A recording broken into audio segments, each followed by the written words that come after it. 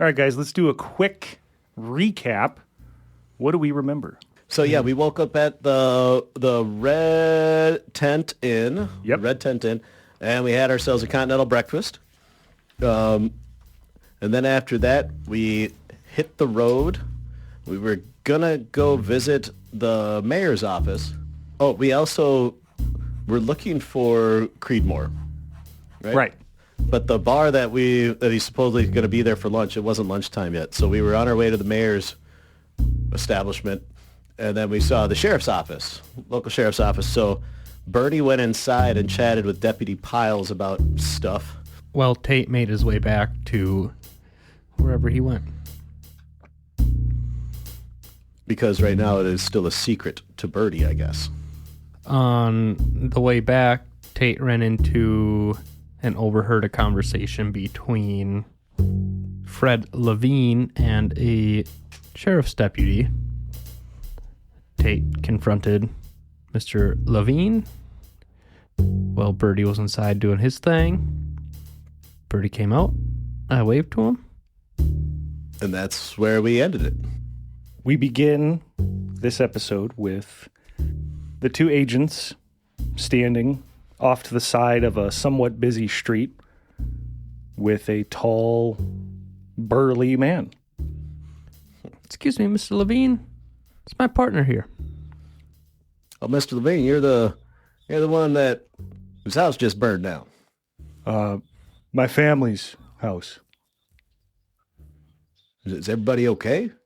I don't know. That's the house is ash. They didn't find bodies, but the case is closed. Well, I'm very sorry to hear about your home burning down, and I sincerely hope that your kin and all them are fine. Yeah, as do I. Mr. Lavine here was telling me that one of the deputies, which one was it? Which one? That claimed they searched the rubble? Calkins. Deputy Calkins went through and searched everything. And Piles. Calkins told me that they'd searched the place and didn't find any remains. But they didn't want him going near the place, I take it. I mean, there's still some structure left? Like, you got some walls and a chimney up?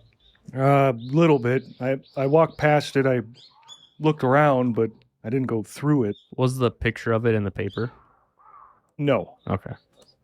Well, I mean, it might have been, a hazard. We're up here in Minnesota. You guys like to build your stuff with basements. So there might have been a collapse concern or something. Where are you from? Originally or recently? Wherever. I'm just pulling you, man. I'm from Texas. Oh, well, it's a long way. But if you don't mind, I would like to go check the house out. Yeah, and I figure between, it being yours and we got our federal pull, we'll be fine to check it out. So wait a minute. So the deputies told you can't? No, they didn't say I couldn't. They just said the case was closed. No, yeah. Okay. Well, if you weren't explicitly told not to search the ruins, you want to go with? Is that what you're saying, Tate? I think it's the best chance we got right now. At something, at least. I mean, I guess we still got time. How far away is your home? From here, about 15, 20 minutes. Well, I guess for lack of anything better to do, let's, you mind we tag along? Yeah. If you need to, want to, I guess I don't mind. All right. Hey, so seeing as how you're from town, I assume you're pretty familiar with it, like its stores and its folks and all that. Quite a bit. All right, I'm looking for I don't know, general store or a hobby store of some kind. Long story short, I'm looking to get me a fishing rod. Oh, there's plenty of shops in town. All right. I'd say Harold's is maybe the best. I'm not much for fishing. Yeah, you're the second person from up here to tell me that, and I can't help but feel that's a dang shame. My dad is very good at it. Okay. Yeah, I mean, go catch yourself a fish, man. That's a meal you ain't got to pay for. Right. Well, he was going to be in the competition coming up here soon, but if you wouldn't mind, I'm a bit eager here. I'm assuming we're walking and talking at this point. Oh, sure. He seems very determined. He's taking very long strides with his very long legs. You guys maybe have to step up your stride a little bit to, stay in parity with him. You work down at the coal mine, Mr. Lavine? Iron. Iron? Yeah. How's things over there? It's good. Good pay. Good work. Getting a good haul. Can't complain. Dangerous. Yeah, I suppose you're right. Anytime you dig a hole in the earth and go on in it, man, you're just asking for it to come down on you, my feeling. Yeah. I just pull the stuff out. Birdie's going to roll a cigarette. Another 7.5, 10 minutes go by. You guys roll up to a house. It's on the corner, the far corner of a block. And it is mostly rubble and ash. There's a bit of a frame left, a little bit, chimney. But a lot of it has come down.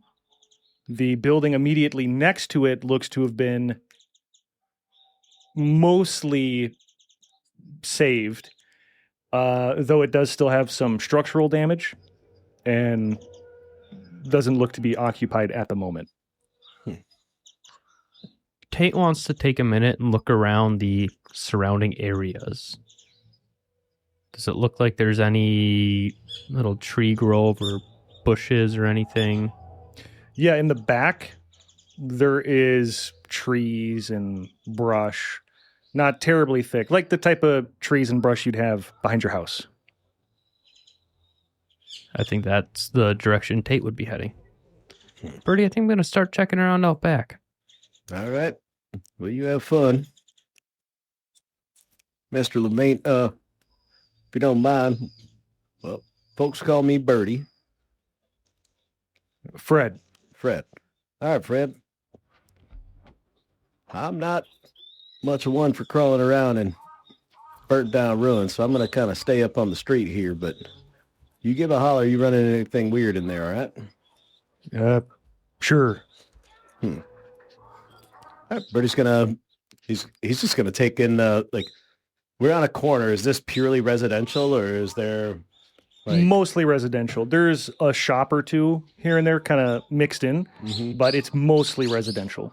Are we talking 3-story upper management fine home? No, it's 2-story homes with the occasional business that has a living area above the... Does it look like any of the houses out of that window? For the listening audience, I'm looking out the window. Yes. Okay. So it's a normal, early 1900s. I'm not good enough with house types. We'll call it a rambler. Yeah. All right. Did it have a front porch? No front porch.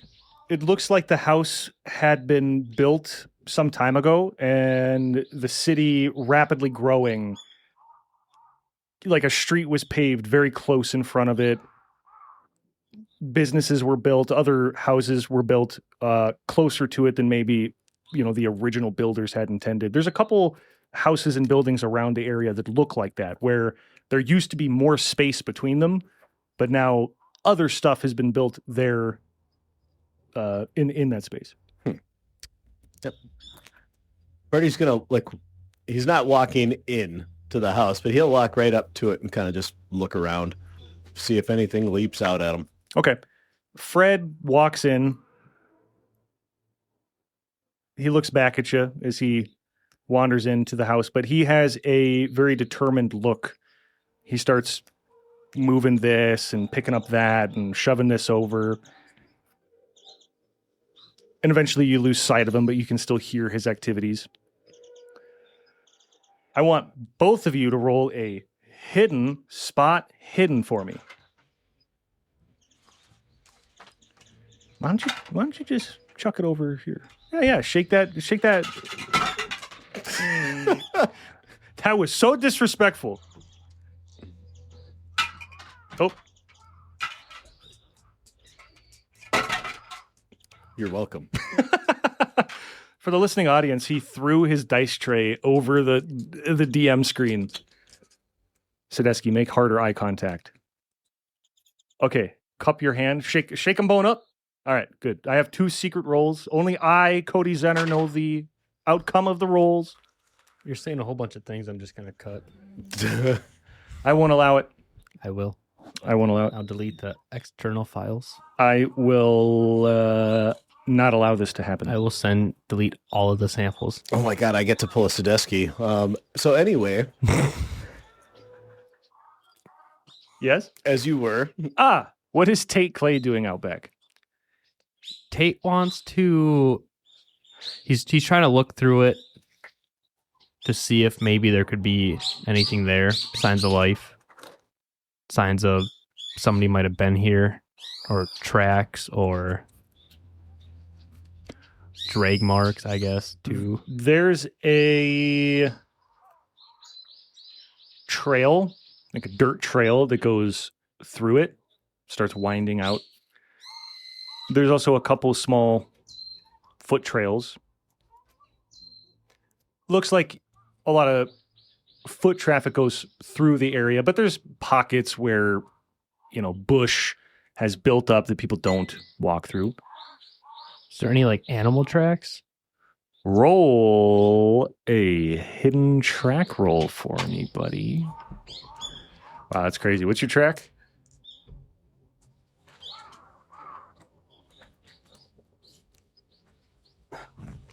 50.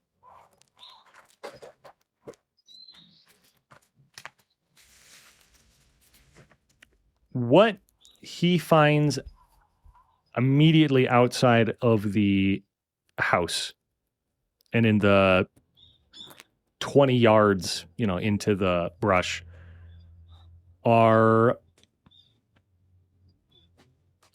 heavy traffic.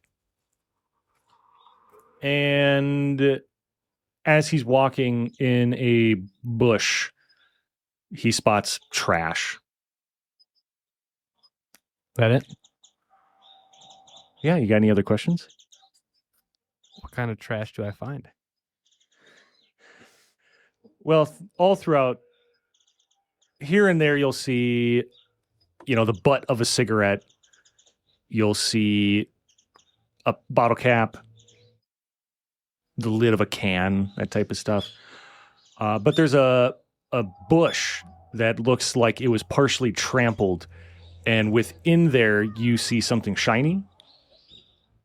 It's a flask. You pick it up, and a little bit of a sticky substance appears to have oozed out of that hole. There's a couple ants digging around it. There's also a bottle, broken, not too far away. And a sock with holes in it. Any distinguishing features, writing on the flask? Nope. Just a plain old flask. What's the smell? Smells like a dark liquor of some kind. But it's sticky such that, and with the ants, something sweet was in it. And then on his way Finding that, he'll grab that, the flask, of course. Maybe take note of what kind of broken beer bottle was in there. It wasn't a beer bottle, it was a liquor bottle with the label like peeled off of it. Take note of the shape of the liquor bottle. And make his way back. He wants to look around the entire place for any, I guess, heavy cart tracks. What makes him want to look for heavy cart tracks? He has reason to believe, after hearing what he overheard the deputy say, and we're here looking into disappearances, that there is a possibility if, hey, they're found 0 remains here in this house, they could have taken people away. A couple of people equals a couple 100 pounds of weight extra. He does not find anything that makes him feel... It's hard to tell. It's hard to tell. There's stuff kicked up, and there are hoof marks, but there's a lot of hoof marks. Yeah. So... Okay. He would then go and find Birdie. Birdie's been looking into the home, like, from outside, but he's mostly kept his back to the house. Like, he's kind of leisurely strolling back and forth, and he's mostly taking in the surroundings. You know, foot traffic. It's a neighborhood, right? You look around. That house has a horse-drawn carriage. That one has a modern monstrosity. You know what I mean? Yep. One's got a very modern-looking, what do you call it? The thing that catches the wind? Windmill? No. Wind vane. Wind vane. But nothing particularly stands out to Birdie. He can still hear Fred inside moving stuff around. He's on to, sounds like he's a little higher now in the building and deeper, kind of in the center. Is there still a second floor on this house? Not really. Looks like the stairwell somewhat survived from what you can see peeking through the window. How you doing in there, Fred? Fine. All right. a hand if you wouldn't mind. All right, I'm on my way. Birdie's he's gonna do his best to follow Fred's tracks through the house. That's easy to do. Yeah. I won't even make you roll for it. That's how generous I am. I appreciate that. And Tate Clay is getting up to Birdie just then, I think. All right, where am I going here, Fred? Right over here.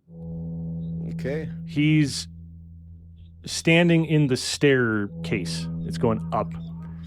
And there is a little bit toward the top that's still remaining, like a door frame shaped hole. And he's peeking up. Well, you know, I'm no structural engineer. Something tells me that ain't gonna hold your weight up there. It's creaking quite a bit, just the staircase. Yeah. You're not very comfortable looking at it. Mm-hmm. Where's Clay? He's probably just now getting to part where he can see Birdie. You finding anything in there? Just a whole lot of potential harm. All right, you look about half my size. Right. Oh, you Probably try it. You wanna volunteer my body up that stairwell, huh? It's up to you to volunteer. Tate starts picking his way through the house. Well, you know something, my compatriot over here, he's just a bit younger and a bit more spry than I am, you know, and I think he's more of the adventurous type. Tate, you want to climb up that death-defying stairwell right there? See if you can't take a look. Since when have you been afraid of everything? Well, you know, I like to keep my feet on the ground if at all possible. I suppose. There's burn marks and scorching. Obviously, there was an effort to try to put out the fire. The whole thing is not ash and rubble, right? But a lot of it is. You can see tiny bits of furniture, On some of the walls that are still standing, there's photos or paintings that are mostly brown, white, black, except for the very center of it, or the very edge away from where the flame was licking at it. When Clay walks up the stairs, they creak with a monstrous, howl. He gets toward the top where Fred is, and you can see some of the floor is still good, and some of it is obviously not. There is a room at the very end of the hall that has a door open, or rather, no door at all. Tate will be ever bracing himself to fall through, while still making his way. If he sees anything savable, he'll try to grab that. Roll the both of yous a search check. 70. 13. Is this a spot hidden? Yeah. 70 under 73. Pass. Ooh, that level up. Wow. That level up. 13 under 67. Okay. Once Tate's up the stairs, he'll kind of look back. Anything in particular I'm looking for, Fred? Bodies. I don't know. Something. Oh, I see what you're getting at. Yeah, I highly doubt any of them deputies climbed up them stairs. So, Birdie looks around the first floor a little bit. You can see where Fred has tossed things around very indelicately. When Birdie gets to the back door, he notices the door frame is still mostly intact. There's some moisture still from clearly where buckets of water had been thrown at that area, as well as some other areas look like that. But the latch in the door frame looks like it was broken into. Clay, also roll some kind of dexterity check or acrobatics or something. Something he is not good at. Dexterity? 56 over 35. Oh, shit, Birdie should have gone up. Do you have a reroll? You got a quirk? Have I ever given you a quirk? You haven't given us anything. Damn. All right, no quirks for you.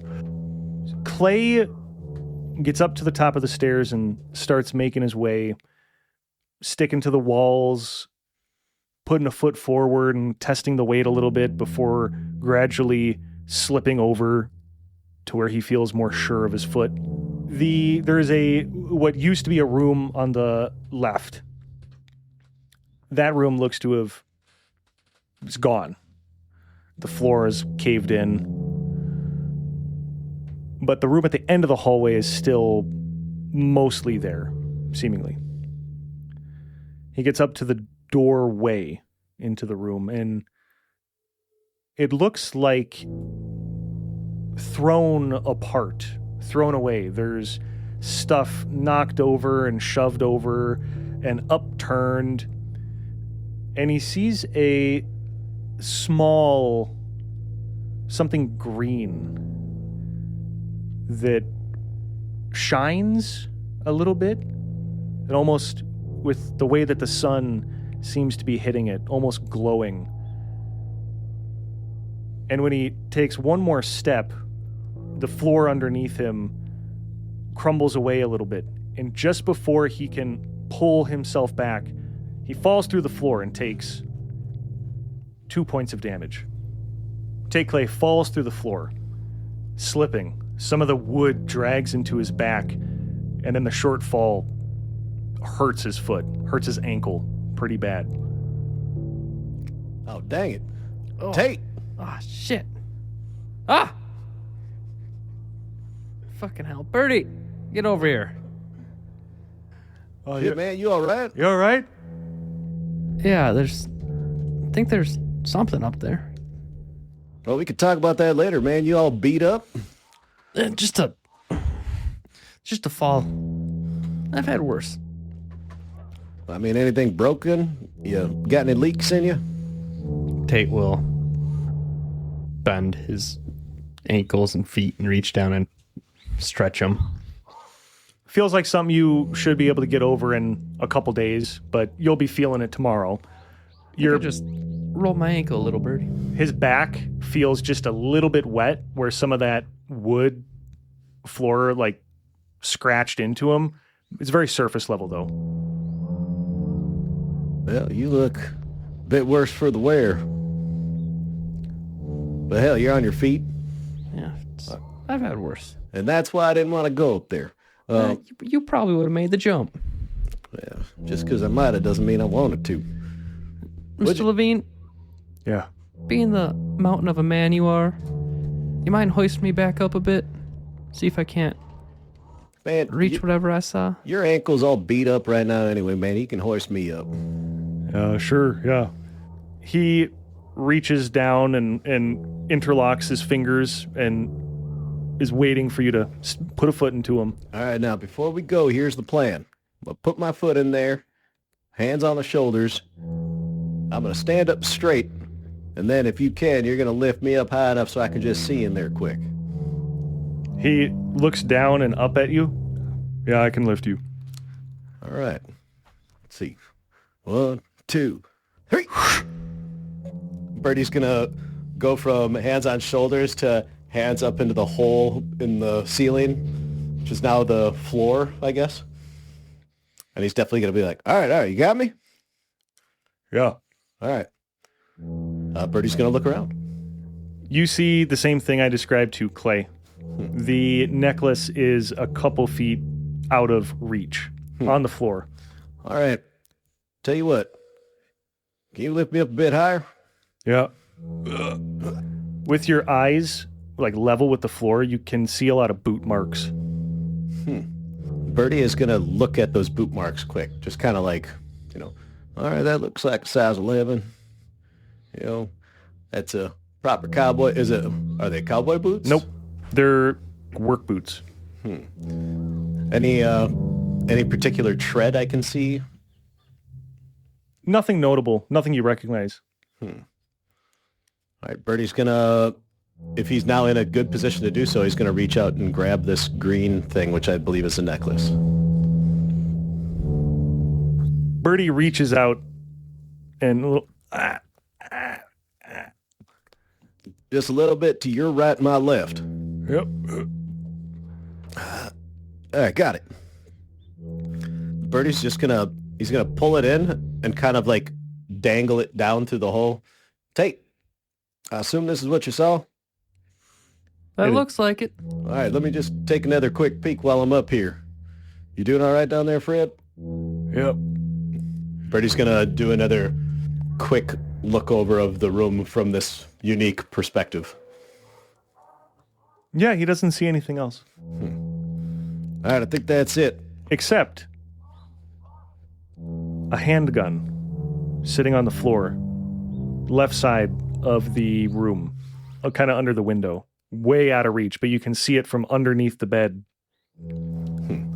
All right, let me get down here real quick. Yep. There you go. All right. Birdie, I'm assuming there's no ceiling. It's just like floorboards and, right? I Yep. can see the structure of the room above me. Yep. Birdie is going to, all right, now let's look right here. Let's all look at it. You tell me if this looks solid enough to get up there on. You see anything else up there, Birdie? I saw a handgun. How are the walls on the outside of that room? Pretty dark. Pretty black. But they're still there. Yeah. Yeah, there's a handgun up over there just underneath the window. Kind of on the far side of the bed. Yeah. But my dad had a handgun. Is that your dad's room? Yeah. Did he keep it on the floor by the window? He's looking at the necklace in your hand. You recognize this? He looks at it. No, I don't. Birdie's going to look at it. My sister had jewelry, but I don't think something like that. But no, my dad kept it in his nightstand. Okay, so, but let's just roll through a hypothetical or two real quick. Pops is up there. When did this fire happen, anyway? Like what time of day? Middle of the night. Okay, middle of the night.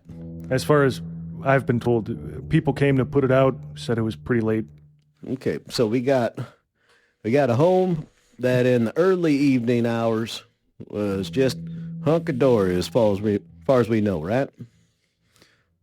Right? Nice, healthy, humble home. And then later that evening, it gets on fire. Okay, your dad, we're just going to assume that he was at home in bed. Okay, place starts burning up. Is he the kind of man where if there's a house fire, he grabs his gun? Tate raises his eyebrows and just kind of shakes his head. He's kind of got a point.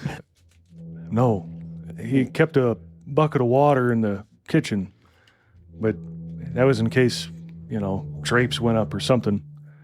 But no, he wouldn't draw his firearm for, a fire. Yep, don't make no sense, right? Can I check out that necklace, Birdie? Yeah, here you go. Tate will grab it. Roll an appraise. 16. 16 over 5. 48 over 5. Neither Birdie or Clay are very familiar with stones and jewelry. It looks like a nice stone that has been wrapped in a couple silver wires and then a loop and then a string. The string at the ends of the necklace looks like there used to be a knot that came undone, got pulled off. It seems to have a faint glow to it. It's hard to tell. It's not bright in the room that you guys are in. It's not dark. Something about it feels good. Hey, Fred. Freddie's going to take out his notepad. Now, the way I see it is, this here being your home, us finding this stone in your home, well, for lack of anything else, I'd say you're the owner of this here stone. Off to the side, Tate's slipping it into his jacket. That being said, this is now our only bit of evidence. So we'd like to keep our hands on it for now, but I want to write you a receipt. Sure. Thank you.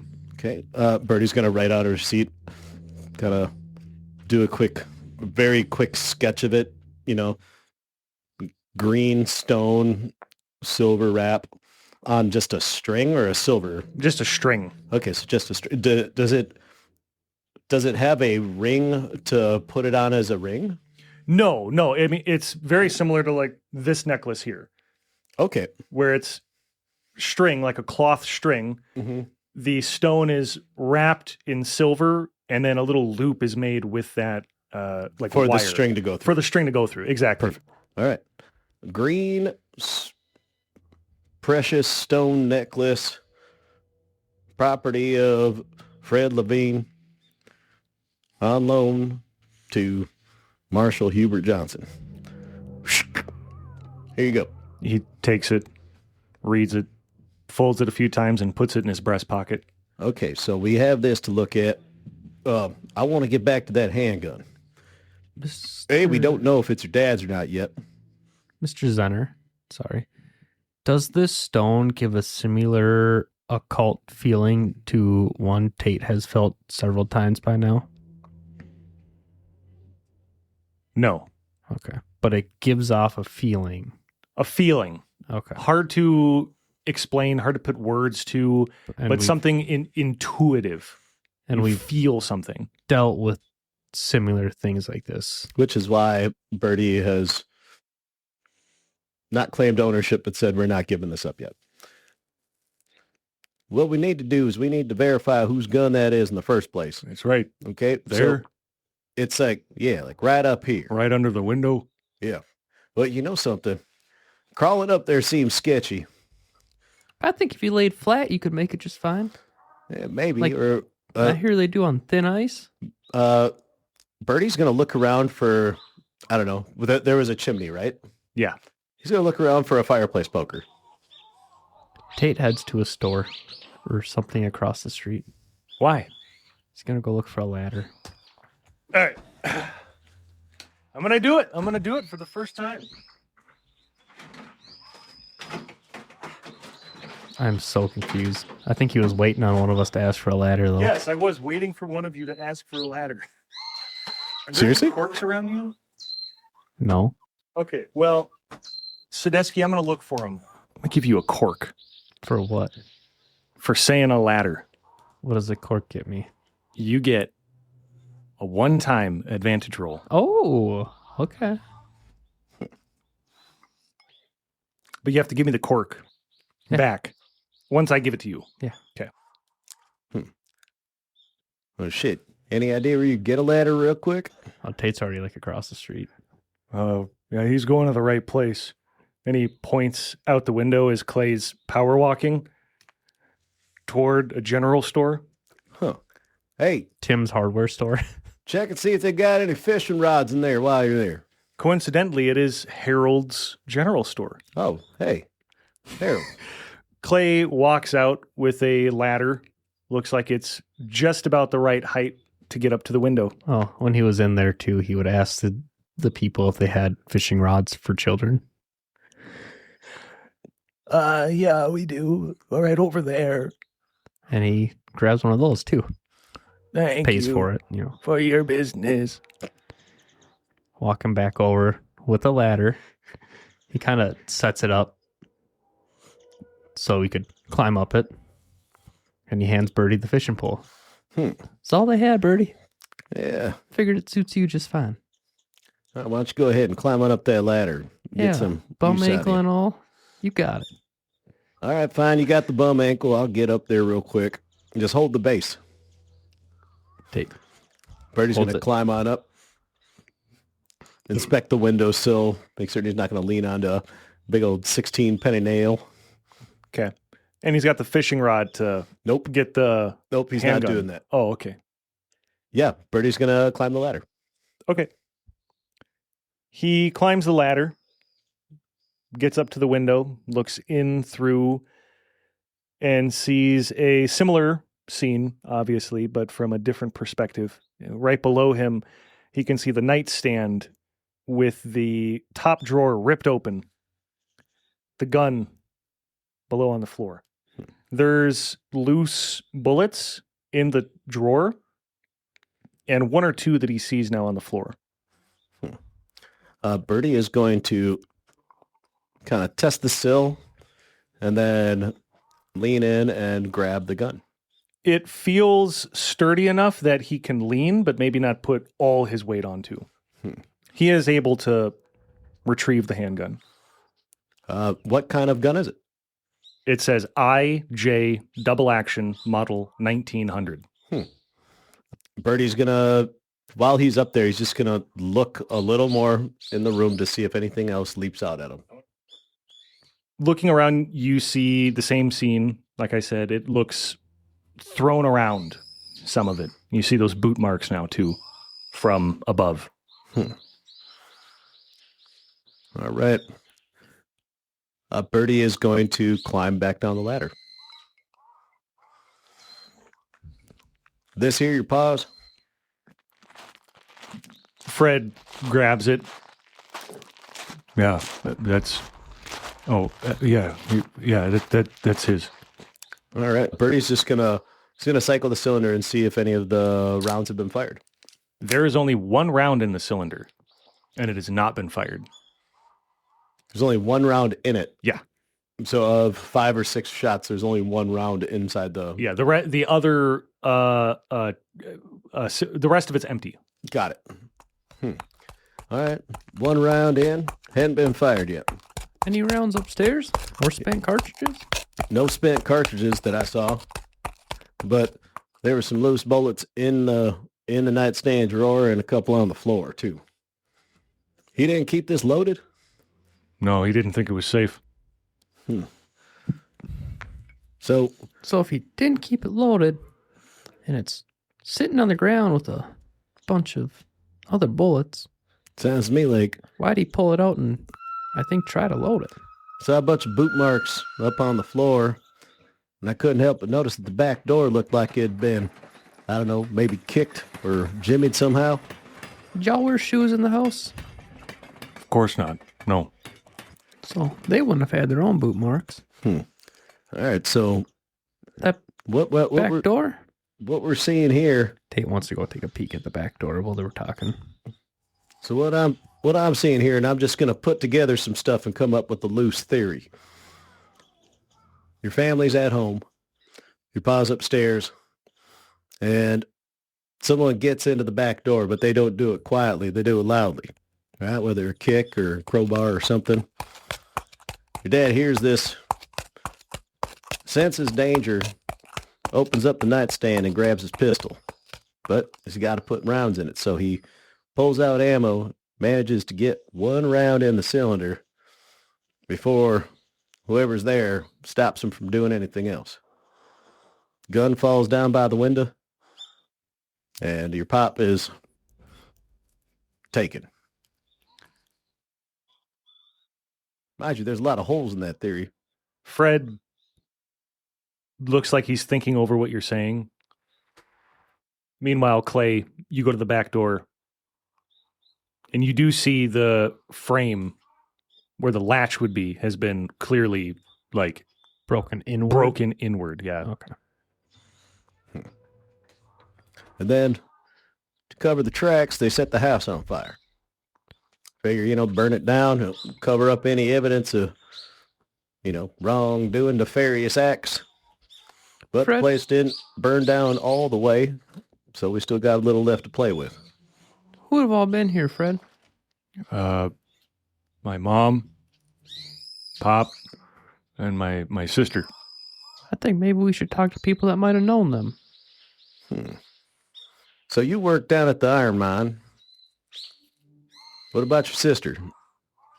She married? No, she was 19. Okay. Any love interest? She'd mentioned in a letter there was a guy she'd been talking to briefly.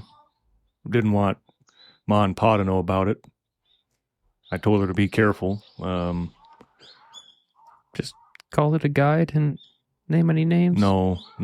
Just said he was very nice, very smart. Pa was very competitive with fishing. But he worked at the paper mill or the printing press in town, and my mom stayed at home. So you advise your sister to be careful, just as a general big brother to little sister kind of thing? Yeah. Okay. Yeah. Do you know if she had any friends in the area? Somewhat. Close friends that we might be able to just chat with? Same with your old man. Just then, crack rings out, and another, and another. Somewhere down the street, you hear bang, bang, bang, bang, bang, boom, boom, bang, bang, bang. And that's where we'll end this episode. Gunshots ringing out down the street.